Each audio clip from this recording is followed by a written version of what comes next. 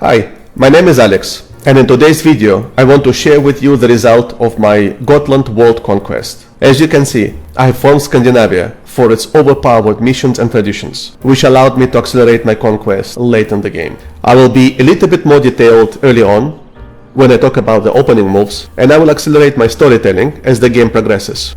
Let's go!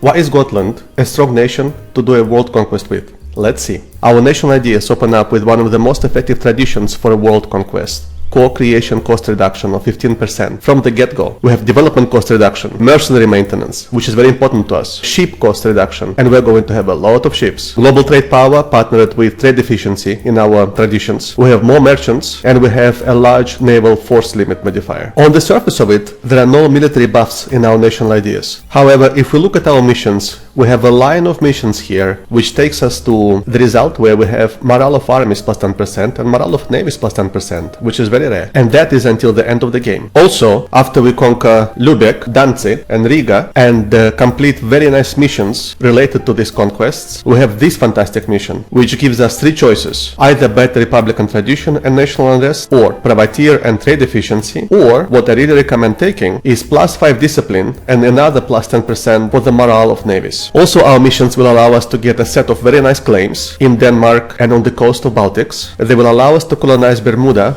or get a core on it if it's already colonized by someone, and it will allow us to move our capital for free into the new world. We will be able to get a lot of money by privateering in the North Sea. You can see 88 ducats here for now, but this will scale with our size. By looting London and by robbing the papal coffers. This mission here will give us 5,500 ducats very early in the game. And look, we also have a lot of buffs in our government reforms. We begin the game with Marines, which means we have two pools of manpower that we can use for our wars. And Marines don't suffer attrition in sea. And this is the pool of people we are going to use to shuffle our troops between Caribbean and the old world. We will get even more sailors and Marines from our second government reform. We will get war exhaustion reduction from our fourth reform. We will have one of the most powerful government reforms in the game at tier 6, War Against the World, which basically gives us CB that allows us to attack anyone in the world without fabricating claims on them and conquer lands with reduced aggressive expansion. We will be able to get a lot of money from sinking enemy flagships, and between our ideas, traditions and reforms, we will be able to capture the enemy ships with a lot of certainty. We will have powerful and fast heavy ships. We will be able to choose between gaining Republican tradition from winning wars or getting almost no revolts due to low separatism. And at the government reform tier 10, we will be able to loot provinces just like hordes, which means we will never lack any mana points anymore. Then we will be able to lower autonomy in the territories, which is very powerful for us given how expensive the state government is for pirates. And with the final reform, the biggest debuff, the state governing costs, will be all but mitigated. Later, when we form Scandinavia at Administrative Technology 20, we will get even more powerful ideas: discipline, goods produced and national manpower modifier. Very rare idea of extra administrative efficiency that will take us more lands and core them faster. We will have amazing morale of navies, strong cavalry, and powerful infantry with +20 infantry combat ability. Extra absolutism from ideas and from the Scandinavian missions. In this particular game, I chose to take quantity and offensive ideas, and along with the buffs with my national ideas and missions, Pirate and Scandinavian, my armies were absolutely unstoppable. There is only one real negative, which I can think about when playing the Pirate Republic, and that is our very first government reform, this one, doesn't allow us to make royal marriages with anyone, which means that we cannot force personal unions on anyone. Other than that, I cannot think about any negatives at all. It is very easy to start playing Gotland as pirates. After you load the country, in the first event, you would need to select the second option. You would immediately lose 40 maximum absolutism, but don't worry about it for now. You'll be able to recover it later on. Before clicking on this event, however, what I suggest you do is start producing 2 infantry regiments. The reason for that is that in our very generic missions here, we have build to force limit mission, which will give us +5 morale of armies and land maintenance modifier -5 for 25 years. Why not grab it before we do anything else? And to build to the force limit, we need exactly 2 regiments. And after the first regiment is complete, select the second option. And here you can choose to be a normal republic, or you can choose to be the Pirate Republic. Obviously, for the purpose of this guide, we are going with the Pirate Republic. And when your second regiment is complete, click off the mission and select the Pirate Republic government reform. This will give us a fantastic set of missions, very unique to this particular nation. It will give us also a bunch of boats here. And for this particular guide, we will start with one of the missions in the end of the street, something which will let us rob the papal coffers and will give us up to 5.5 thousand ducats right at the start of the game. Even before that though, we will be attacking Byzantium so that we block the growth of Ottomans early on. What we can do immediately as pirates is start raiding coasts. There is a very handy button, you can select it in the map mode, which allows you to see which coasts you can raid. Some coasts are richer than others. For example, if you go here to Denmark, you will immediately get 141 ducats and a whole bunch of sailors. And you will be able to raid these coasts again in 10 years.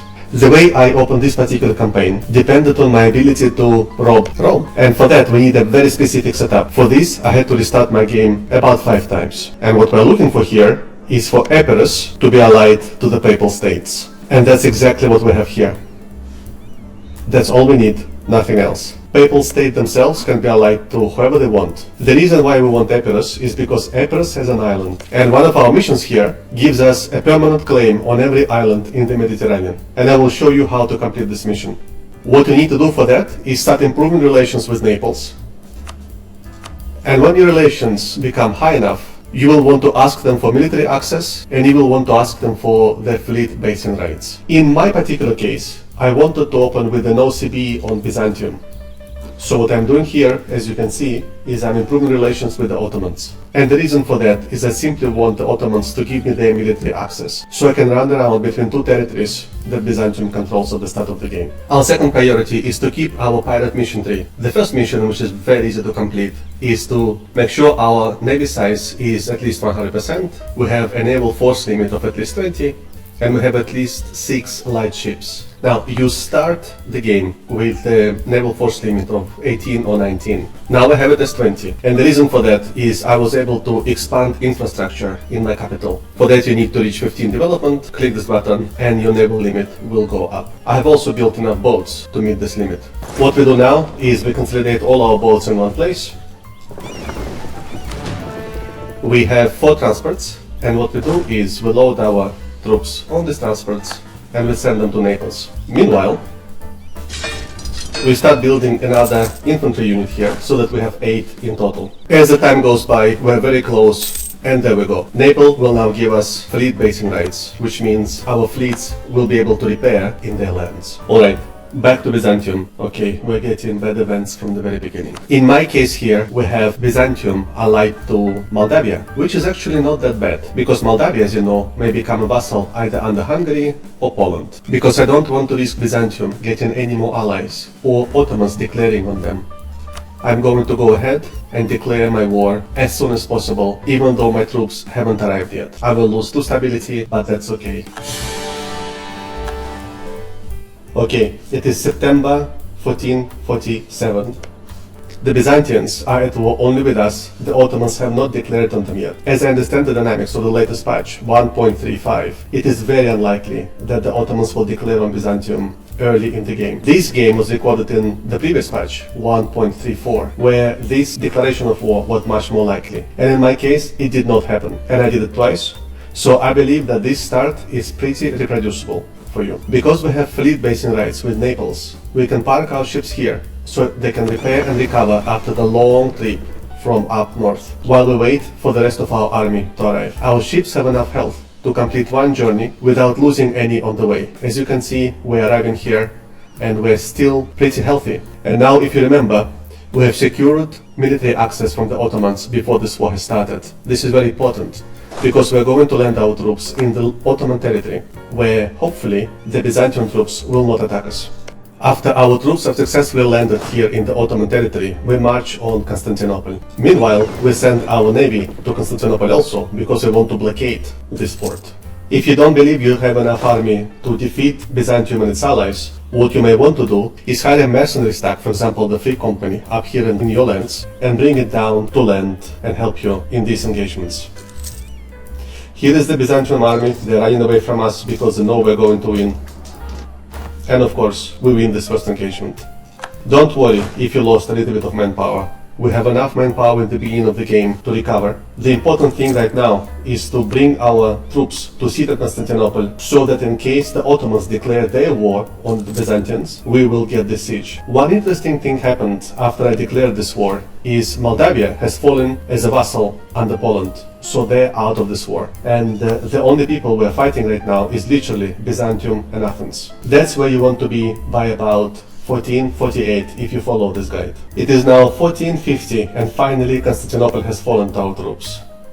My initial stack of 8,000 troops was not sufficient to siege them, so I hired a free company up there in my home province and I brought them down to help me with my siege. Now, as soon as my troops recover their numbers, which they have lost during the siege, I'm going to continue this war. Don't worry if you are getting a massive drain on your treasury. We are going to recover this money through our war with the Byzantium and then through the mission of sacking Rome. One thing which we will continue doing during this is improving relations with important nations with whom we may want to make alliances after this war. For example, Austria and for example, France. You may also want to do what I'm doing here, improve relations with Poland, because after this war we're going to make active action here in the Baltic Sea.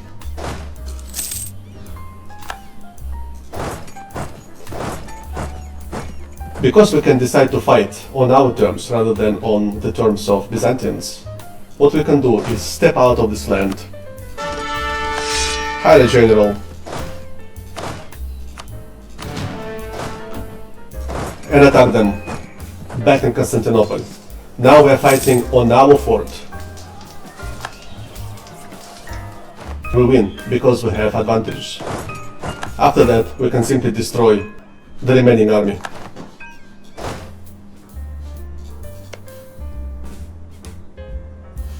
The Ottomans have attacked, so what we need to do now is to occupy the lands as soon as possible. It is now 1451. I managed to grab Athens occupation and this little piece of land down here. Ottomans are going to help me by destroying the remaining army. And what I need to do now is wait for the Ottomans to peace out so that I can make my own peace with my enemies. I am not going to vassalize them right now because it will bring me into the war with the Ottomans, which I'm not ready to fight. What I'm going to do instead is attack Epirus. As you can see, Epirus is allied to the Papal State. This is their only alliance.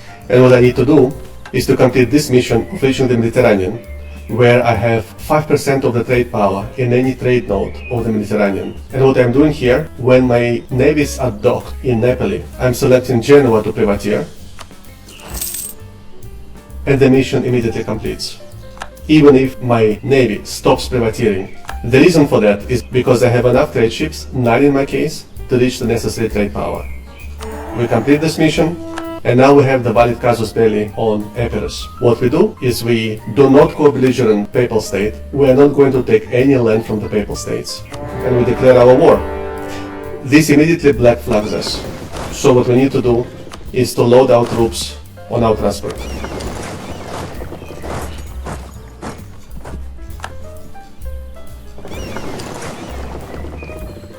By the way, most of this fleet I didn't build. I captured it in my wars against the Byzantine and Athens fleets. So what I do here is I load my troops on the transport, I go to the sea, and I come back.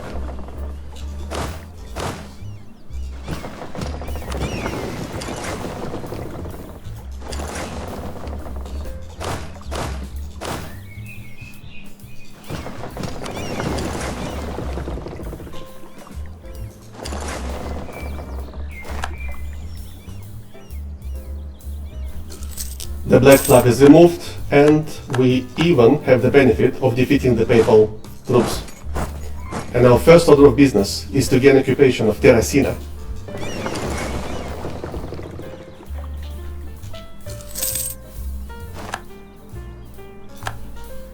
The reason we want to do it this way is because we can hire another company here.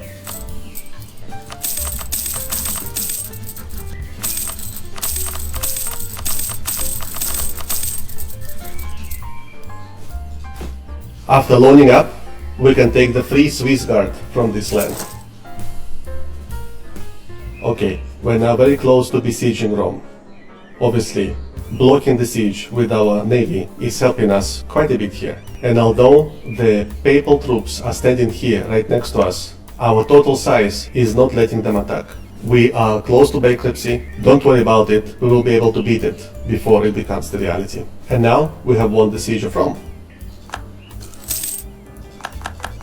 And we complete the remaining part of this mission, which is we need to have 10% of privateering trade power here in the Ligurian Sea. Over here. We'll set our fleet to privateer in Genoa, and when the month changes, this mission is complete.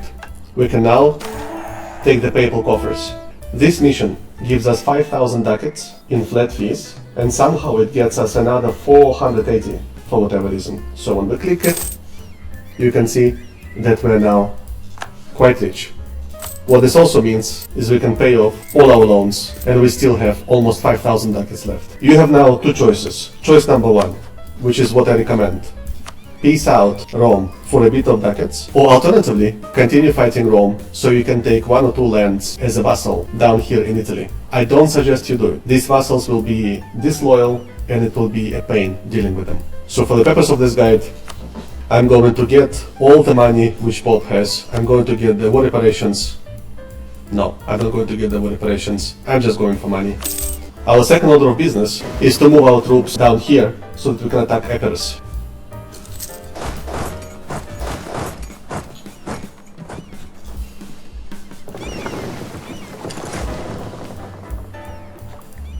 We will need to run around a little bit to avoid the enemy army.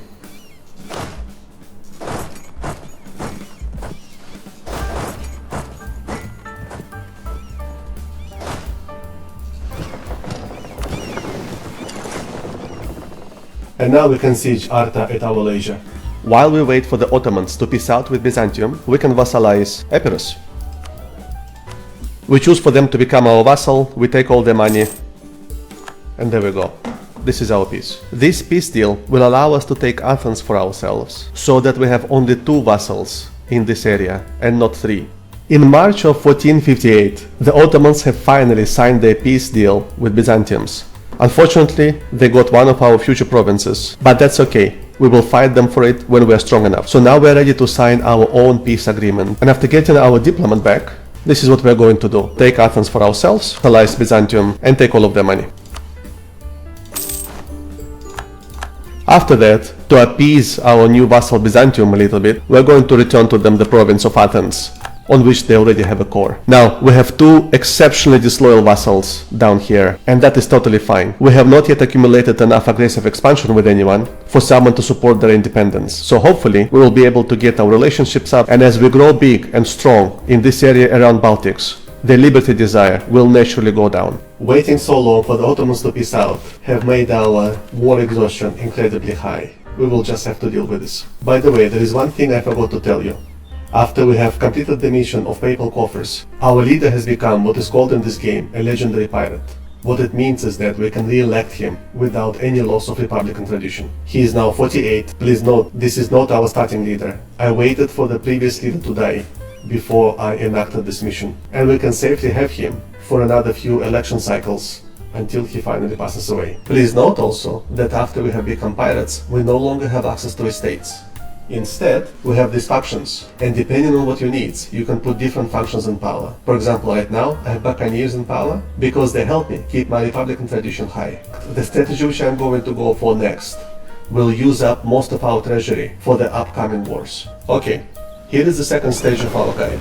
We have sent our fleet of 10 light ships to privateer in our home node. We needed it for our mission. Second, we have sent our troops down here in Indian Marland, and we have used our initial treasury to hire well above our initial land force limit. The reason for that is that we are about to attack into the Livonian Order, who, as you can see, is allied with Riga and the Teutons. Overall, for our development, we need as many lands as we can get down here. This will make us a stable and large nation, able to compete with the big boys around us here. Our biggest threats for the future will be Poland, Muscovy, and Denmark, as well as Sweden. And the reason I'm going for these lands down here is because I want to create an economic base which is slightly away from my Scandinavian nemesis, and because I want to get Danzig for myself. Getting Danzig will prevent Commonwealth from forming. After getting these two vassals and after improving relationships, I was able to ally Naples, which was my initial friend, and Austria. And although I don't need Austria for my war which is about to start, it's a good idea to start carrying favors so that we can bring them into our upcoming wars with Poland and Lithuania. What I did here is I have asked Muscovy to give me military access. However, they're not my allies. So when I declare my war on Livonian Order, these troops are going to be black flagged. This is why I'm keeping my fleet here, so I can immediately move them onto the fleet and then back again. This claim of rebel comes to me from one of my missions.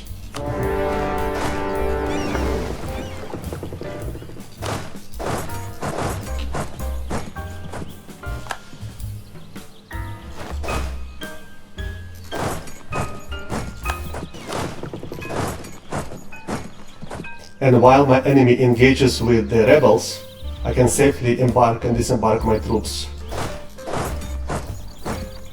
and come into Narva. Okay, a lot of things happened during this war. Muscovy, as you can see, has also attacked into the Livonian Order. And although they helped me fighting their armies, they have grabbed a lot of land which I wanted to get for myself. Teutons have disintegrated into Danzig, which is guaranteed by Poland. Somehow, however, during this chain of events, I ended up being at war both with Danzig and with Teutonic Order. So what I'm doing here is I continue to siege the provinces which I want. There is another problem, which is the Fraticelli heretics are about to enforce their demands. So I need to go and fight them.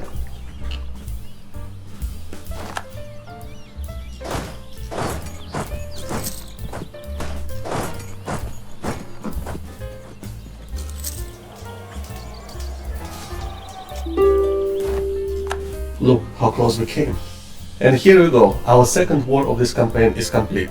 We have taken as many lands as we could in the former Teutonic Order. We have also taken as many lands as we could here in Estonia, and we got Riga for ourselves. Both Riga and Danzig are necessary to complete our missions. Getting these two provinces gives us, as you can see here, mercantilism, unrest, manpower and sales modifiers. Also, as a republic, we're doing quite well in terms of accumulating our government reform progress. As your third government reform, a good choice potentially is to go for religious institutions here, which will enable religious estate, and you will be able to select a bunch of privileges, which admittedly are very good in the latest patches. However, for myself, I'm going to go for crew before faith, which gives me monthly war exhaustion. Look, because of all the wars I have been fighting, my war exhaustion is permanently high. I don't believe it has been ever below 10 in this game so far. And because of this, I have a lot of rebellions in my lands. Our early wars have brought quite a bit of aggressive expansion to us. And as you can see, a coalition of countries in the northern Germany has formed against us. I have been sitting on my hands for the last several years, improving relations with different countries to get them out of this coalition. However, in 1471, I have noticed an opportune moment for myself to attack Denmark. Three things are making me think that I can succeed in this war. First, they're losing hard in their war against Poland. As you can see, Poland has half of their country occupied. Second, they're losing hard in their war against Muscovy. As you can see, Muscovy has occupied a large territory here. And third, Sweden has finally reached 100% in their liberty desire. For a long time, the liberty desire was zero. And although there is a lot of countries who will join on Denmark's side, I'm going to go ahead and declare this war for the province which I need for one of my missions, which is Sealand. And the war is declared.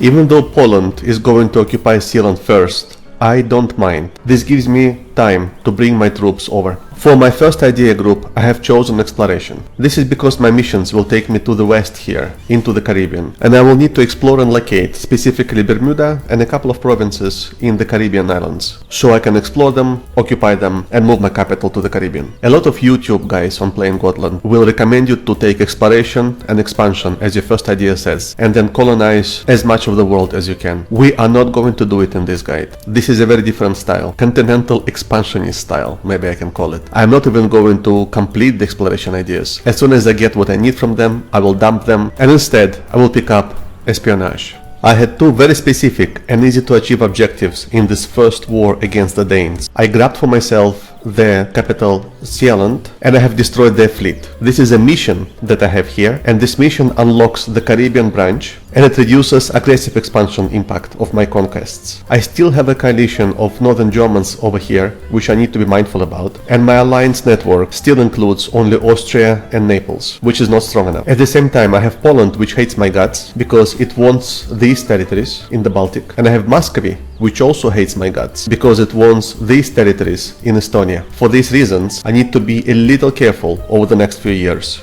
After fighting the Danish, Swedish and Norwegian fleets, I have so many boats that I'm losing a ton of money every month. This is not a big problem for me because of my initial large stockpile of money and because every 10 years I get a lot of money by raiding the coasts around myself. However, at some point I may need to delete some of these boats. When my core on the Sealand province gets completed, I can take the mission of Kronborg the Pirate Castle, which adds 2 development levels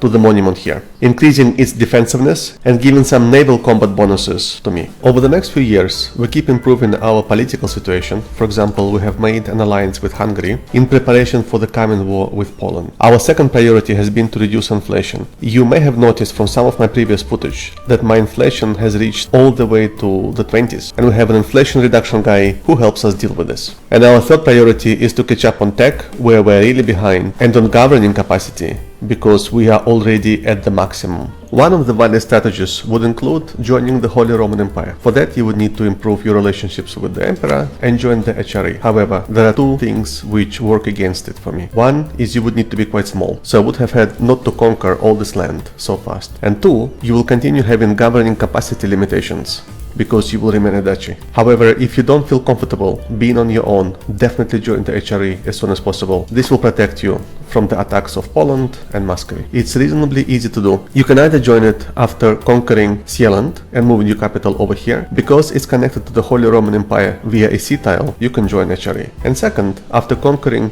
Danzig, because it's right next to HRE, you can move your capital here and join the HRE also. However, for the purpose of this guide, we will continue this game independent. In 1483, after raiding the coasts, I feel strong enough to attack Denmark for the second time. This time, I can bring my ally Austria into the war.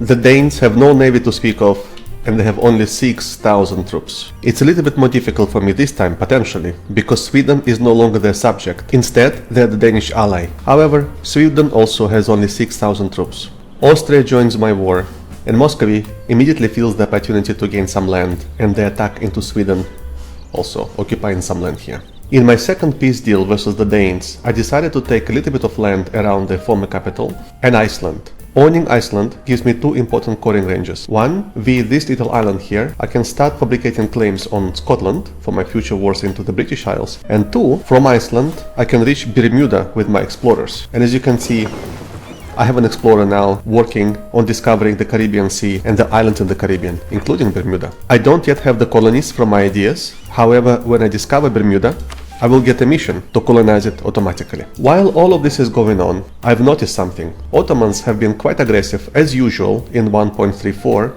attacking into Hungary and into the small countries over here in the east. However, Genoa has also been having some nice territorial gains in the lands which the Ottomans usually conquer. And in 1490, I noticed that the Ottomans are at war with quite a lot of European countries: Genoa, Mantua, the Papal States, Venice and Lucca. It's a large alliance and they have been making some gains here. So, although the Ottomans have almost 60,000 troops and they have Timurids on their side, I decide to take a risk and use this opportunity of the Ottomans being distracted to attack for one of the Byzantine cores. Hungary and Austria will join me in this war and will make our forces somewhat similar.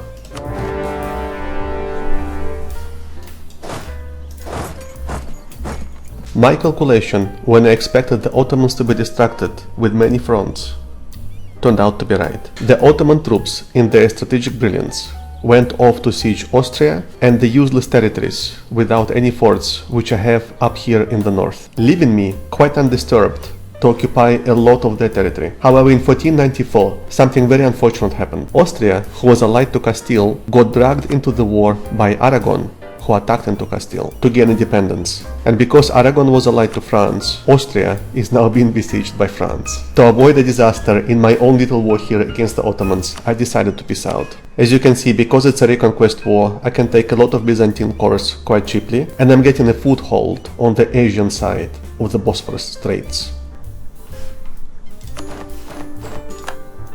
And my first war against the Ottomans is now complete. What could have been a disaster has given me an opportunity. Look what is happening to Castile here. Aragon has brought so much firepower into the war against Castile, with France and Burgundy on their side. And Burgundy is a junior partner of France in this game, that a lot of the Castilian lands are occupied. I've decided to grab this opportunity to attack Castile on my own, bring in my fleet with 16,000 soldiers to the Castilian shores. I go ahead and declare my own war. Neither Austria, my faithful ally, nor Portugal will join Castile. Myself alone, I have more troops than Castile right now. So there we go.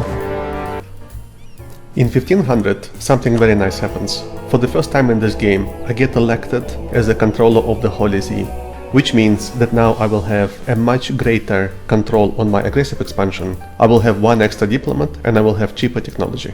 Meanwhile, look at what Aragon did. It has grabbed a lot of the Castilian territory. So for the rest of the game, Castile will remain quite weak. Only Castile and Navarra are facing me with their 10,000 of combined troops. This war is not even a challenge. After defeating Castile in this war, I peaced out for a couple of provinces on the continent, a few islands, and whatever land they have colonized in the Caribbean. And my next opportunity comes right here in Iberia. I've noticed that Granada is not allied to anyone, and it is guaranteed by Portugal. All I need to do now is to fabricate a claim on one of the provinces which Granada has here and declare my war. The combined army of Granada of 5,000 troops and Portugal of 10,000 is smaller than my standing army. Just like my previous war in Iberia, this war against Portugal and Granada presents no real challenge. Because I didn't co-belligerate Portugal, since it is allied both to Castile and to England, I pieced it out after taking only a few islands and money. Only Denmark, who already hates me, will join this coalition.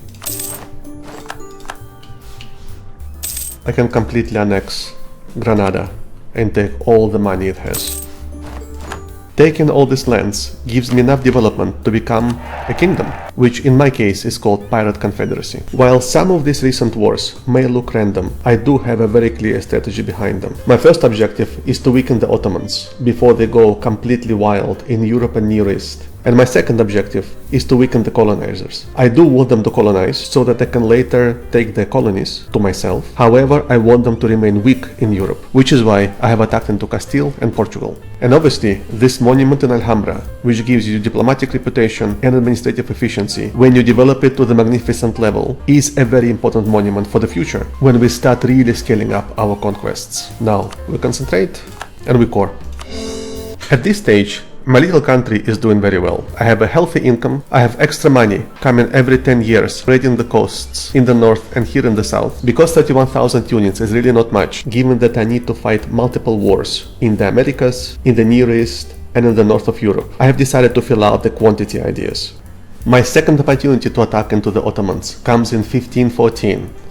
When I noticed that they are in a death war against Poland, and they're winning for now, which means that most of their troops are up here in the north. After maximizing my army and fleet maintenance, I bring my allies in and I attack. This, however, turned out to be a long and exhaustive war, where I had to go well above my force limit. My allies Hungary and Austria got completely besieged by the Ottomans and they peaced out early, and right now I simply cannot fight anymore. Since I have attacked the Ottomans with my piratical casus belli, it takes me 25% cheaper to grab provinces from them. So at this stage I decide to cut my losses, get as much land as I can, as much money as I can, and peace out. I'm no longer the Curia controller, which means I don't have the 20% aggressive expansion reduction. However, my piratical casus belli gives me 25 aggressive expansion reduction bonus.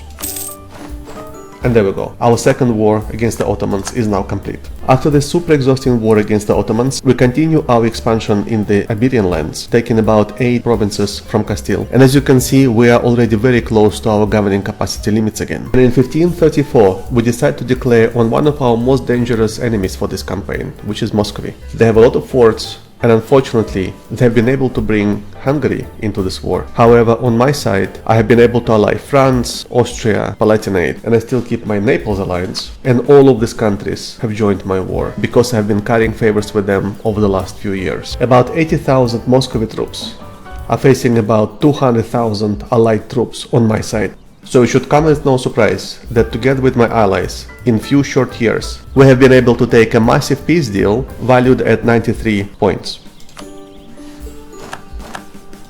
This allows me to release my second vassal, Novgorod,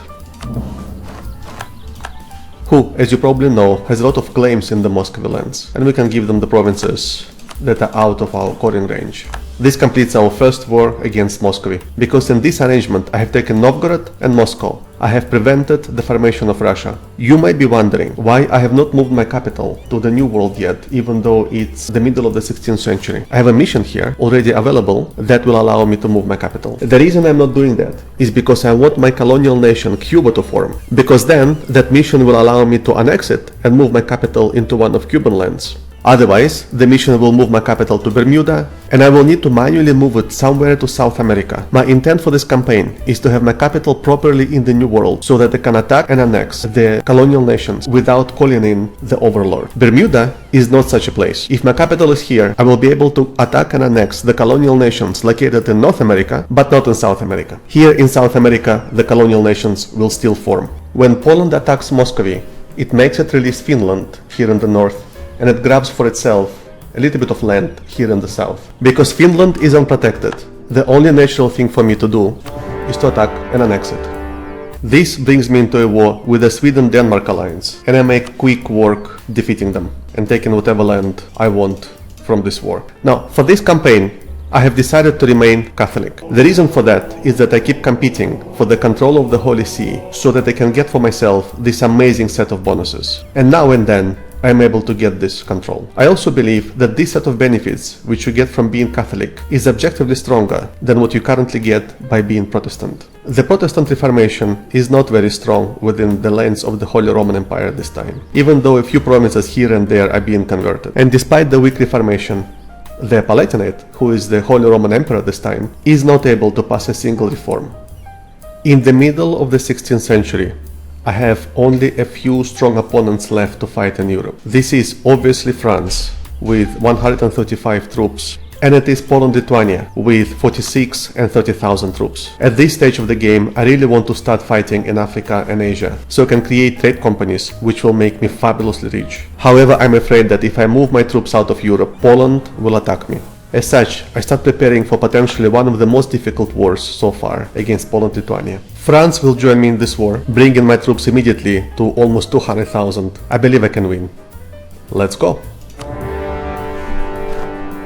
This is not an easy war. Already for a couple of years, I cannot even enter the Polish territory. Their armies are too strong for me, so I'm letting France fight them for now. Meanwhile, I besiege the lands back, which Poland keeps occupying. I'm also blocking this strait, so that the enemy troops cannot enter and besiege my lands from this direction. Honestly, it was France who carried this war. This death stack of 72,000 troops has scared the Polish troops away, and they have spent a couple of years occupying these high attrition northern areas. Meanwhile, I struggled to besiege a couple of forts here in Lithuania. What matters though is that we have 80% war score. We have broken their will to fight, and we can make a good peace deal. Immediately after this, I'm going to attack Muscovy. The reason for that, Muscovy is engaged in a war against the Ottomans over this province in Circassia. I expect them to lose a lot of manpower, and I believe this war will be reasonably easy to win. And yes, with the help of France, this war is indeed very easy to win. After that, we go on a quick series of wars against what remained of Scandinavia, and we attack and win against Aragon. France, even though it has grown into a massive threat for the future, for now is a very helpful ally. In one of these wars, I also took the risk of vassalizing Württemberg here in the middle of HRE, thinking that it can be a good stepping stone for me to start conquering the lands around it. Between one of these wars, I finally moved my capital into Cuba. I really wanted it to go to Tortuga, because obviously it's a pirate location, but due to RNG, for whatever reasons, it moved into this province of Bani. After all of these wars, a natural expansion for me is into Great Britain. So far, Great Britain has been sitting quietly on this island, not bothering anyone in Europe, and it has been colonizing a few strategic locations in Mexico, Caribbean and North America, as well as Africa. They do have a lot of troops, but with my allies, I have twice as many. My navy is not as strong as theirs, but I don't need it, because I can land my troops here on the foothold on the British Isles before the war. After bringing my troops here into Scotland, I loan up, merc up, and I attack. I had made the mistake of leaving my capital as an unprotected level 1 fort before the war, so England attacked and besieged it. I had to hire a mercenary company here in Hispaniola to defeat this besieging stack. And now, as you can see, I'm urgently building a fort. Anyway, we have now thoroughly defeated the English on their mainland and their allies on the continent, and we can enforce our peace deal. We can even take some money. From here on, no one really can oppose us on the European continent. All we need to do now is to clean up the last areas of resistance and start expanding into the rest of the world. Here is our economic and geopolitical situation in 1601. We're dominating the important trade node in the Baltic Sea, and we're working to dominate Lubeck and eventually London with our conquests. You can see we already have 33% here and 7% here. We're making 45 roughly ducats from trade, and we have a large standing army, which is the second biggest standing army in the world.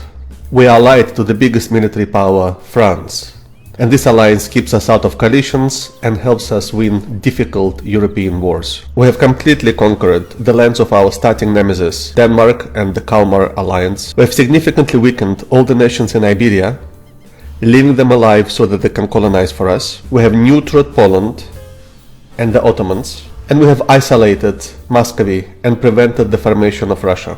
Apart from moving our capital into the Caribbean with the help of one of our missions, we have not touched the New World at all. We are letting the European colonial nations form and take out all the multitude of the Native Americans here in the north and down here in the south. After these colonial nations form and grow, we will be able to attack them and conquer them one by one without the help of their European overlords. From now, our two strategic priorities will be conquering Africa and Asia to set up trade companies and continuing to weaken our foes here in Europe.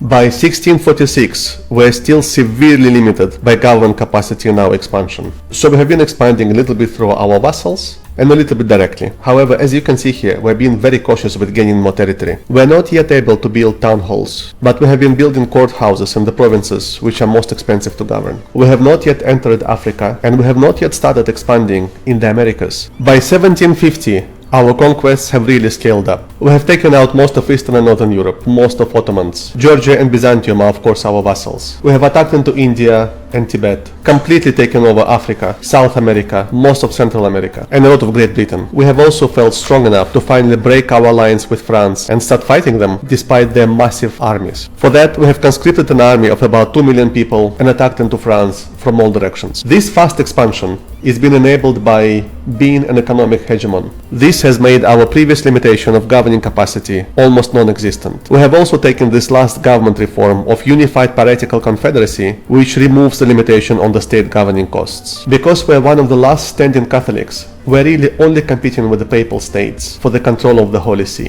By 1791, all that remains for us to conquer are little pieces of France remaining from the previous wars, a bit of Portugal and Castile, and Japan, as well as a bunch of tribal nations here in the Far East, in Hawaii and Pacific Islands. I also couldn't be bothered dealing with Friesland, so it survives in this one province in Northern Europe and the very southern tip of the South America. At some point early in the game, I had religious ideas because I had a lot of land to convert due to Reformation. I dropped them for expansion because I wanted to colonize the pieces of land here in Africa and in Siberia. However, this late in the game, I have decided to take the religious ideas again purely for the role-playing reasons. I want to convert my home base in the Americas to Catholicism.